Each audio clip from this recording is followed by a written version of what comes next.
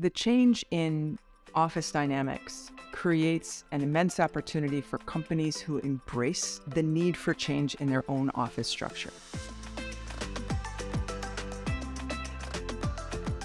A lot of people were waiting for a new normal to happen, and that we were going to be in one place in time and to be in one normal state. And really, that's not what's happened. It's very dynamic. We've worked really hard at helping companies understand what that dynamic is and what the individual wants, because that's really what's driving everything these days. The companies can't develop a strategy based on what they want. It needs to be developed based on what makes their employees most effective and allows them to have the most successful career at that firm so that they don't have the problem of people leaving because of their workplace strategy.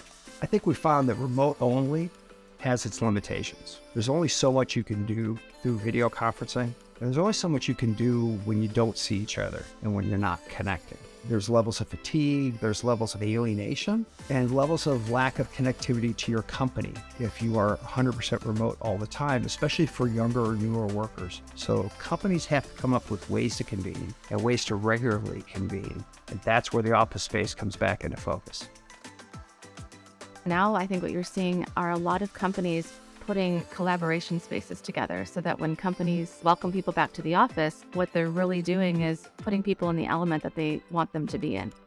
We used to talk about flex, remote, hybrid, dedicated as things you would sort of choose one or the other. I think now they all work and they're part of every solution. So every portfolio, every office occupancy should assume you're going to have some dedicated, some hybrid, some flex, and some remote. And it's really just a matter of what's the right fit for each job, and then how are you going to bring all that together in the office.